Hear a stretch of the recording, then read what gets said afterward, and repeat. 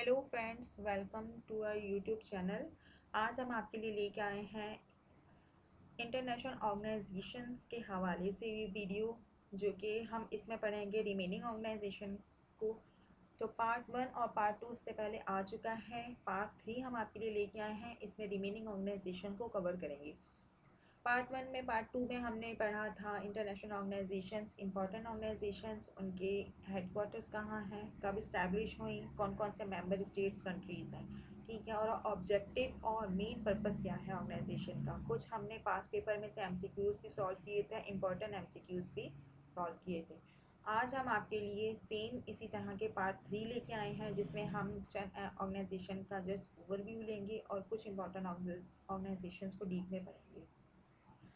तो वीडियो के स्टार्ट करने से पहले आप सबसे गुजारिश है कि इस चैनल को सब्सक्राइब कर दें, वीडियो को लाइक करें, बेल आइकन पे लाजमी क्लिक करें ताकि नई आने वाली वीडियो का नोटिफिकेशन आपको बआसानी पहुंच सके। वीडियो को स्टार्ट करते हैं। सबसे पहले जो हमारे पास ऑर्गेनाइजेशन है, economic cooperation organisation. ECO is an intergovernmental regional organisation establish in 1985। 1985 में ये ऑर्गेनाइजेशन इस्टेब्लिश हुई by Iran, Pakistan and Turkey. Main purpose for the purpose of promoting economic, technical and cultural cooperation among the member states. General Secretariat. The General Secretariat consists of 6 directorates under the supervision of Secretary General and his deputies.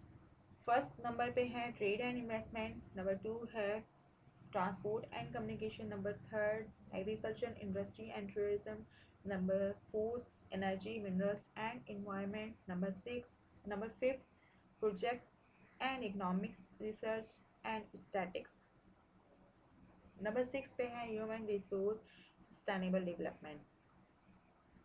Objective of this organisation, मतलब इस main जो objective है इस organisation को बनाने का, वो क्या था, ठीक है। पर्पस क्या था इस ऑर्गेनाइजेशन को क्रिएट करने का, इस्टेब्लिश करने का। फर्स्ट है sustainable economic development of member states, number 2 पे है progressive removal of trade barriers and promotion of inter regional trade, greater the role of ECO region in the growth of world trade, gradual integration of the economies of the member states with the world economy. Number 3 पे है development of transport and communication infrastructure linking the member states with each other and with the outside world. Number 4 पे है economic liberalisation and privatisation.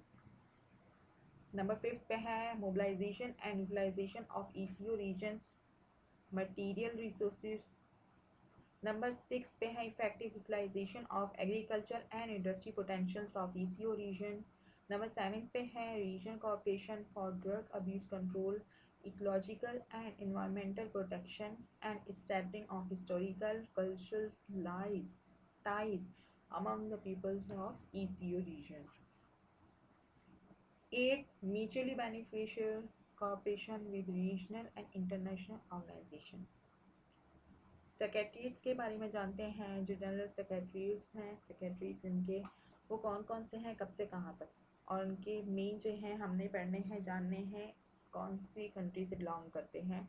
Number 1 first पे हैं खुर्शीद अनवर, पाकिस्तान से belong करते हैं। 2006 अगस्त 2006 से लेके अब तक प्रेजेंट है, ठीक है। उसके बाद जो है पाकिस्तान से हैं, 2004 से लेके 2006 तक रहे। फिर अगेन पाकिस्तान से थे 2003 से 2004 तक, उससे पहले फिर ईरान से रहे हैं सैयद मुश्तबा। ईरान से हैं जुलाई 2002 से लेके अगस्त 2003 तक। फिर ईरान से थे अगस्त 2002 से लेके 2003 तक, जुलाई 2002 तक। फिर उसके बाद टर्की से थे 1996 में 2000 तक। फिर पाकिस्तान से थे, अगेन पाकिस्तान से थे। फिर उसके बाद जो है ईरान से थे, जब ये ऑर्गेनाइजेशन बनी थी तो ईरान से थे, यानी कि 1988 से लेके 1992 तक। अब आ जाते हैं हम इनके इम्पॉर्टेंट एमसीक्यूज़ की जानिब। मोस्ट इम्पॉर्टेंट एमसीक्यूज़ हैं। फर्स्ट एमसीक्यू है हमारे पास, the headquarters of ECO science foundation are to be located in. जो headquarter ECO science and foundation का है वो कहाँ है, वो तस्कीन में है, ठीक है। राइट ऑप्शन जो है हमारे पास वो है तस्कीन। उसके बाद आ जाए, नेक्स्ट है हमारे पास Pakistan Iran Turkey establish economic corporation organization for promoting technical cultural and economic corporation among the member states. हम ऊपर पढ़ चुके हैं। तो ये कब बनी थी? ये बनी थी 1985 में, 1985। राइट ऑप्शन है, यहाँ पे हम इसे मार्क कर देते हैं।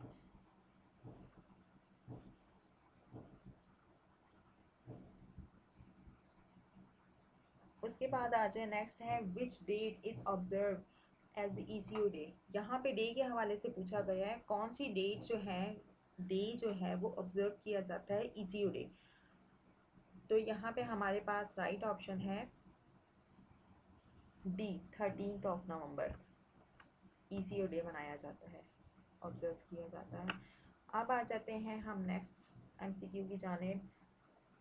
What are the principal objectives of ECO? जो मेन ऑब्जेक्टिव, प्रिंसिपल ऑब्जेक्टिव हैं, ऑप्शन ए है हमारे पास sustainable economic development of member states. Option B है हमारे पास progressive removal of trade barriers and promotion of inter regional trade. Option C है हमारे पास the promotion of stability in ECO region. Option D है हमारे पास ऑल। तो यहाँ पे राइट ऑप्शन जो है ऑल है, क्योंकि हम ये पढ़ चुके हैं ऊपर सारे ऑब्जेक्टिव्स। अब आ जाते हैं next, which of the following is official language of eco? English, Persian, Turkish and Tajik, राजकी। तो यहाँ पे हमारे पास राइट ऑप्शन है, ऑफिशियल लैंग्वेज जो है हमारी ईसीओ की वो है इंग्लिश। अब आ जाते हैं नेक्स्ट एमसीक्यू की जानिब। Where the ECO is headquarter located. Headquarter जो है वो हम तेहरान में हम पढ़ चुके हैं, इसका तेहरान में हेड क्वार्टर है। तेहरान जो है वो ईरान का सिटी है। नेक्स्ट है which is the highest policy and decision making body for the ECO? Option A है the council of ministers. Option B है the council of permanent representatives. Option C है हमारे पास the regional planning council. Option D है none. तो ये तीनों option right हैं, इसलिए हमने तीनों ऑप्शन राइट नहीं है, इसलिए हमने जो है नन पे हमने क्लिक करना है, क्योंकि ये तीनों ही नहीं है स्टेट्स, ठीक है। अब आ जाते हैं हम नेक्स्ट एमसीक्यू की जानिब। The eco secretariat is headed by the secretary general elected by member states for the period of. कितने साल के लिए जो है हमारे ईसीओ के जो सेक्रेटरी जनरल हैं इलेक्टेड होते हैं? कौन इलेक्ट करते हैं? मेंबर स्टेट्स, ठीक है। वो होते हैं यहाँ पे 3 साल, 3 साल के लिए इलेक्ट होते हैं। अब आ जाए, how many technical communities are conducting activities of ECO? They are 4।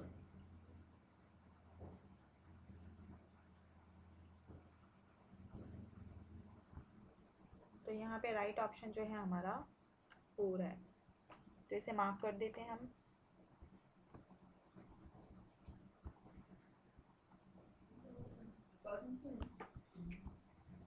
तो 4 ऑप्शन है हमारा राइट, बी ऑप्शन राइट है। अगेन आ जाए नेक्स्ट एमसीक्यू की जानिब। Who represented Pakistan in the 9th eco summit in Baku? कौन था जिसने पाकिस्तान की जानिब से जो है जो सिमत हुई थी बाकू में ईसीओ की 9th, उसको प्रेजेंट किया था? ऑप्शन ए है हमारे पास general Pervez Musharraf. Option B है शौकत अजीज़। ऑप्शन सी है मीर ज़फ़रुल्लाह जमाली। ऑप्शन डी है नॉट। तो right option C, Mir Zafarullah Jamali जो हैं उन्होंने ईसीओ की जो थी 9th कॉन्फ्रेंस वो रिप्रेजेंट की थी।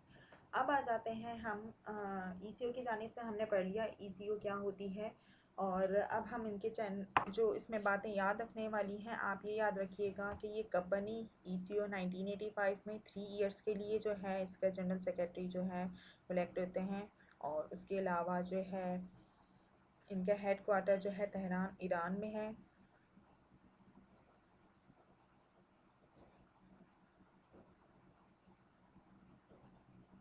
और इसका एक मेन हेडक्वार्टर जो है ट्रेड एंड डेवलपमेंट का वो है इस्तांबुल तुर्की में। टर्की में, ठीक है। तो ये आपने याद रखना है। अब आ जाते हैं हम association of south east Asian nation के बारे में पढ़ते हैं।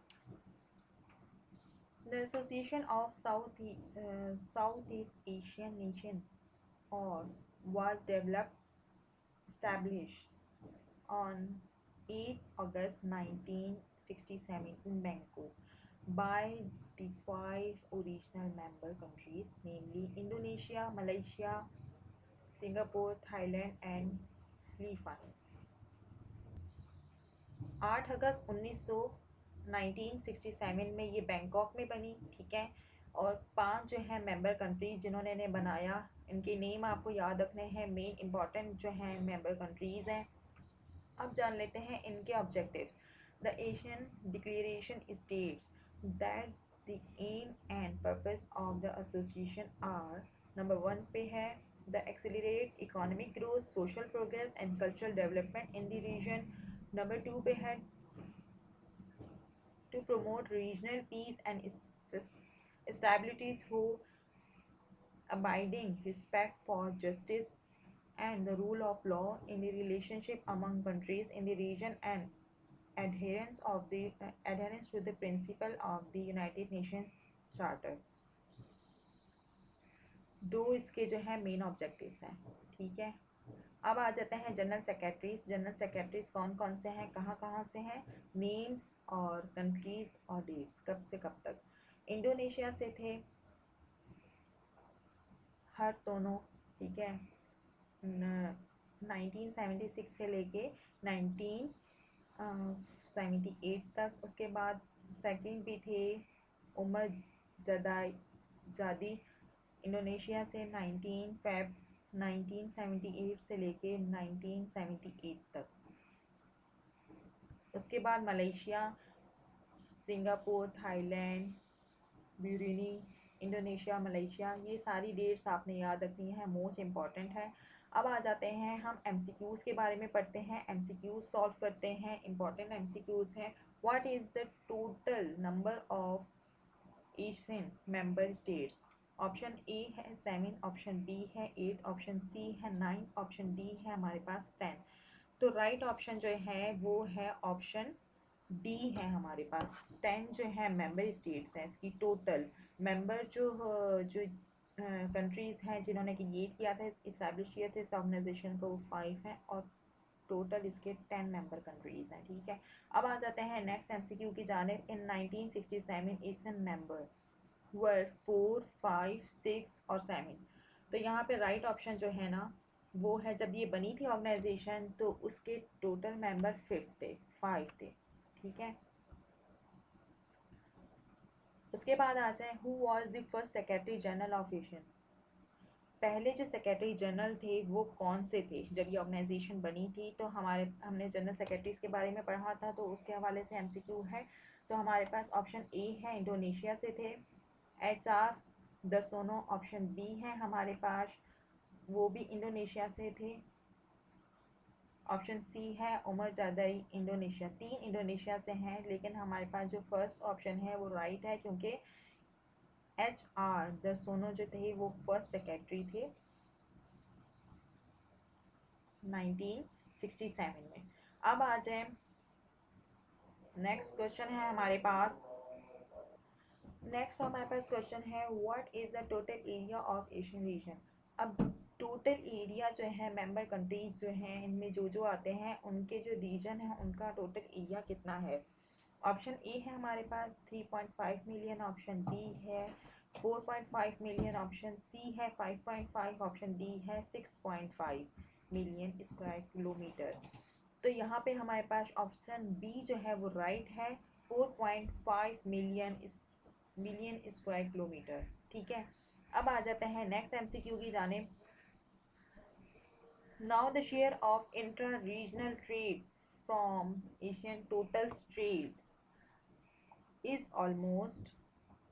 ऑप्शन ए है 19%, ऑप्शन बी है 21%, ऑप्शन सी है 23%, ऑप्शन डी है 25%। जो शेयर है इसमें क्वेश्चन में पूछा जा रहा है share of inter regional trade वो कितना है। तो वो है 25% है। ठीक है, अब आ जाते हैं लास्ट MCQ की जानिब।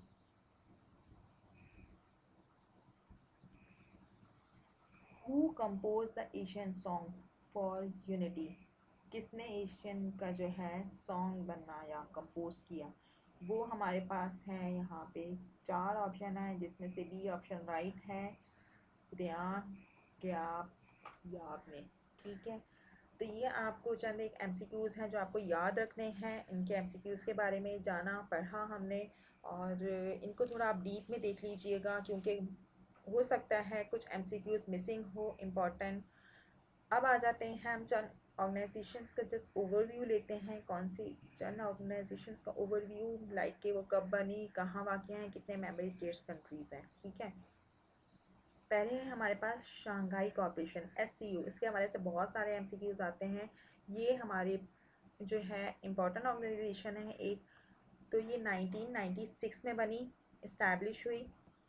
China founded international alliance Shanghai 5 on April 1996.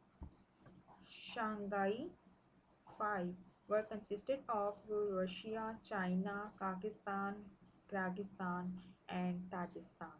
ठीक है, 5 जो थे कंट्रीज़ ने इनको मिलके बनाया।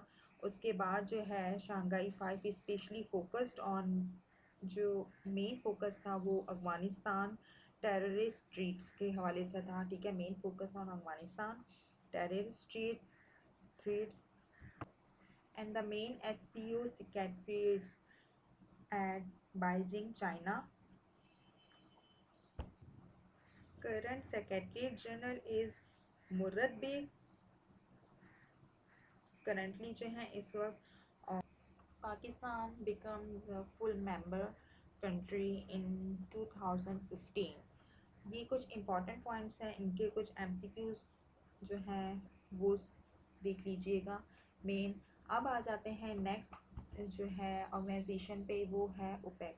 ओपेक जो है 1960 में बनी। ठीक है, 1960 में। करंट मेंबर्स जो हैं वो 12 हैं इसके। Algeria, Angola, Iran, Iraq, Kuwait, Libya, Nigeria, Qatar, Saudi Arabia, United Arabs and Venezuela. ये 12 जो हैं इसके मेंबर्स हैं, 12 मेंबर्स। ठीक है, यहाँ पे मैं लिख देती हूँ ताकि आप लोगों को याद हो सके। 12 मेंबर्स।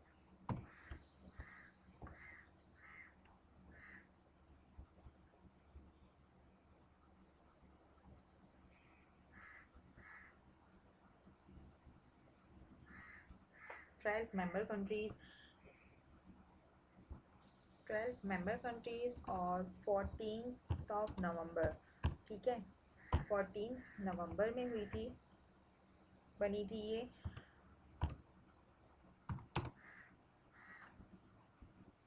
14 नवंबर 1960 में।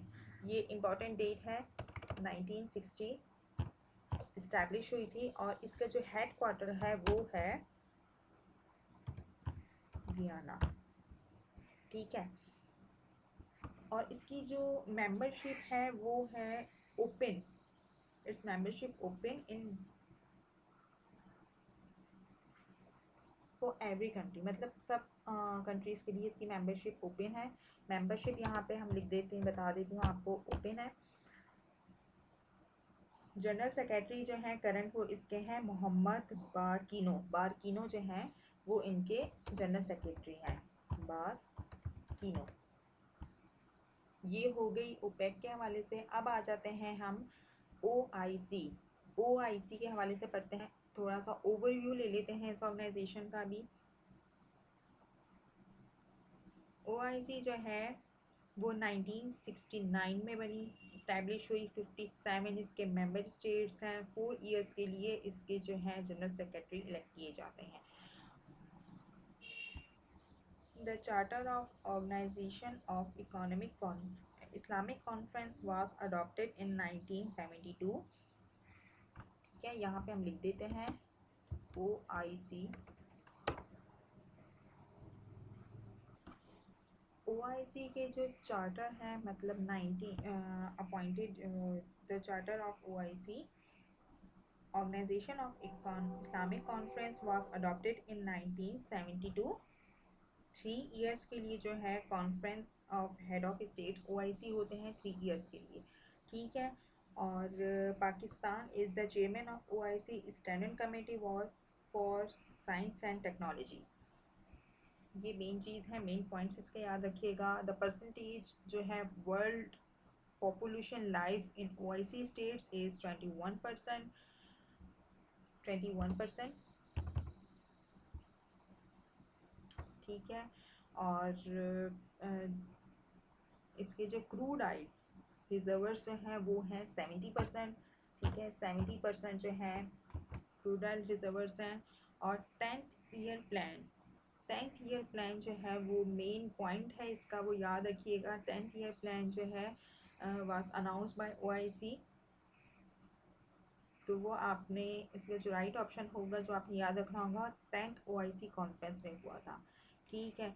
और ढाका OIC जो है कॉन्फ्रेंस वो कब हुई थी, इस तरह के भी क्वेश्चंस कुछ आ सकते हैं। जो इनकी कॉन्फ्रेंसेस हुई थी वो कब हुई थी, जैसे ढाका की हम कर लें वो 13 मार्च 2008 में हुई थी इसकी कॉन्फ्रेंसेस, ठीक है। और ये कुछ मेन पॉइंट्स है जो आपने याद रखने हैं इसके OIC के हवाले से।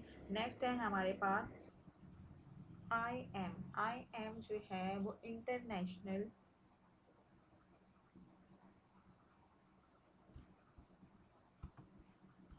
IM, यहाँ पे IM नहीं AM।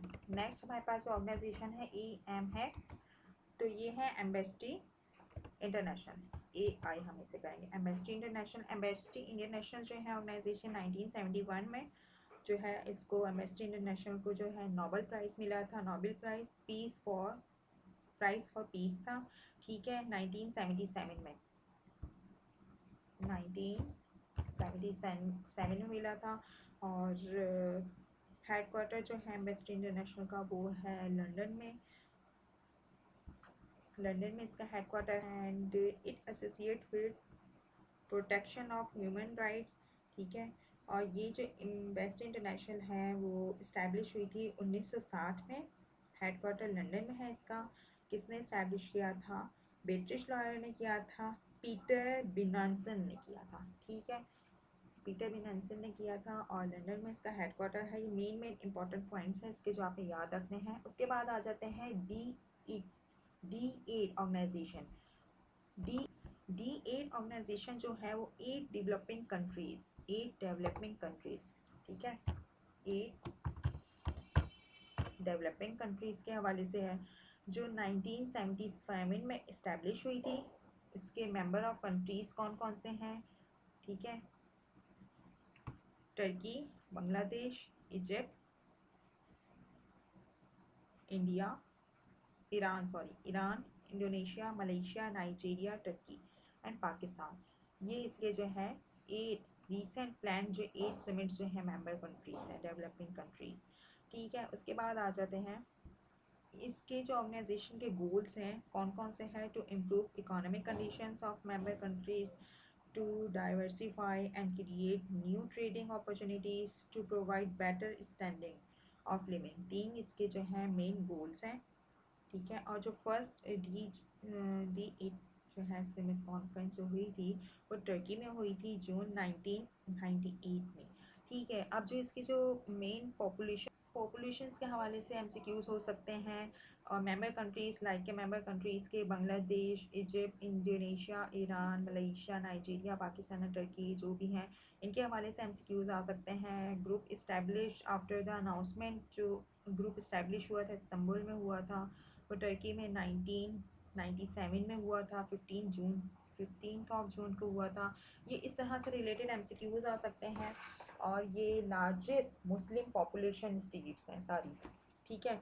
तो ये सारी आपको इसके MCQs याद रखने हैं। इंपॉर्टेंट जो ऑर्गेनाइजेशंस हैं इनके हवाले से हम जो पढ़ चुके हैं, ये चंद एक ऑर्गेनाइजेशंस हैं जो हम जान चुके हैं इनके हवाले से। और इनकी डीप MCQs भी पढ़ लीजिएगा आप लोग।